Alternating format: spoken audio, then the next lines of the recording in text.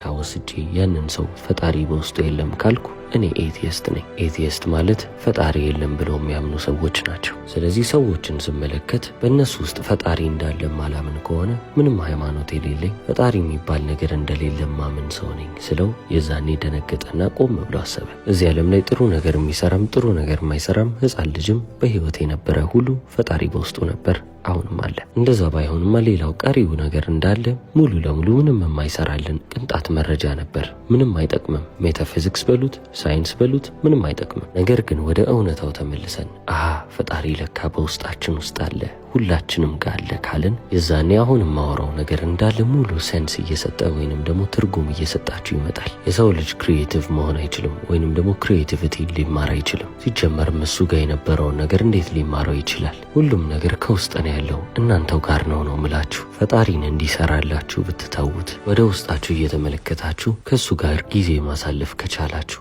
ሁሉም ነገር ቦታውን ይይዛል። ነፃ የምትወጡትም የዛኔ ነው። ከዛን ቀን ጀምሮ ህይወታችሁ ሙሉ ለሙሉ ነፃነት ብቻ ነው የሚሆነው። ህይወታችሁ በችግር የተሞላ ህይወት ከሆነ በራሳችሁ መጨናነቅ በራሳችሁ እጥረት ያመጣችሁት ጉድ ነው። ምክንያቱም በሰው ውስጥ መንፈስ አለ። ሁሉንም የሚችል የአምላክ እስትንፋስ ማስተዋልን ይሰጣል ተብለናል። ስለዚህ እያንዳንዱ ችግር ብለን ያሰብነው ነገር እንዳለ ወደ ውስጥ ብንመለከት ኖሮ መልሱን አግኝተን ወተን ነበር። ምክንያቱም ህጉ ለሁሉም ሰው ነው፣ ቃሉ ለሁሉም ሰው ነው። የተመረጠ ሰው የለም። ስለዚህ ሁልጊዜም ሊያግዘን ዝግጁ መሆኑን እየነገረን እኮ ነው። ሁሌም ወደ እኔ ኑ እያለ ነው። ጥሩ ነገሮችን ስታደርጉ ብቻ ፈጣሪ መልካምነታችሁ የሚመልስላችሁ ወይንም ደግሞ የተሻለ ነገር የሚያደርግላችሁ ብቻ አይደለም፣ ሁሌም ያንን ነገር ያደርግልናል። ምክንያቱም በውስጣችን ውስጥ ነው። በቃ ይሄንን እውነታ መቀበል አለብን።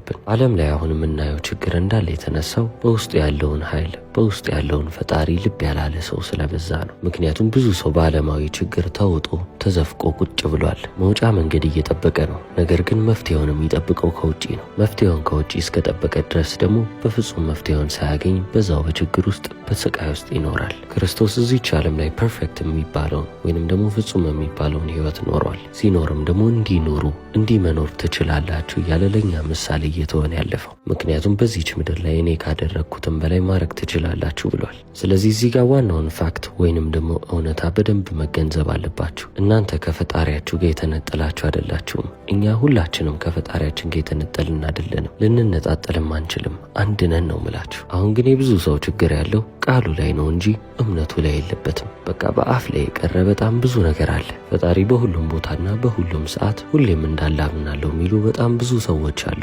ነገር ግን ይህንን በግንዛቤ ደረጃ ልብ የሚሉ በጣም ጥቂት ናቸው። ነገር ግን በአፍ ደረጃ በጣም ብዙ ሰው ይህንን ይላል። ፈጣሪ ሁሉም ቦታ አለ፣ ፈጣሪ ያያል፣ ፈጣሪ ይመለከተናል፣ ፈጣሪ ያስብልናል ይላል። ነገር ግን ችግር በህይወቱ ሲመጣ ፈጣሪ ምነው ረሳኸኝ ይላል። ትናንትና ግን ምን እያለ ነበር? ፈጣሪ ሁሌም ያያል ብሏል። አሁን ታዲያ ሁሌ የተባለችዋ ነገር የት ሄደች? ያ አንድ ሰው ለልጆቹ ያስተምራል። ፈጣሪ እነዚህ ዛፎች ላይ አለ፣ በወፎች ላይ ይታያል፣ በጨረቃና በሰማዮች ላይም እንደዛው። ወደ ጥልቅ ውሃን ብትገቡ ፈጣሪን ታገኛላችሁ፣ ከላይም ብትወጡ እንደዛው። የትም ቦታ ልታመልጡት አትችሉ። ፈጣሪ በፍጹም አይኖርም ብላችሁ የምታስቡበት ቦታ ላይ ራሱ ይኖራል እያለ ልጆቹን ያስተምርና ልክ በህይወቱ የሆነች ትንሽዬ ችግር ስትመጣ ማታ ተንበርክኮ ፈጣሪ ሆይ ና እርዳኝ ይላል። ልክ ከሱ እንደተነጠለ አድርጎ እየለመነው ነው ማለት ነው። ፈጣሪን ደግሞ ከራሳችሁ ነጥላችሁ ከለመናችሁት ከየት ይመጣል? በዛ ሰዓት ምን ማድረግ ነበረበት ካላችሁ ቁጭ ብሎ ወደ ውስጡ መግባት ነው ያለበት። ጸጥታ የሚያስፈልገው ለዚህ ነው ብያቸዋለሁ። ከራሱ ጋር የሰው ልጅ ማውራት አለበት። ስትጸልዩ እንደ ግብዞች አትጸልዩ ያለው ለዚህ እኮ ነው። ፈጣሪ ብላችሁ ብዙ ነገሮችን ብታወሩ፣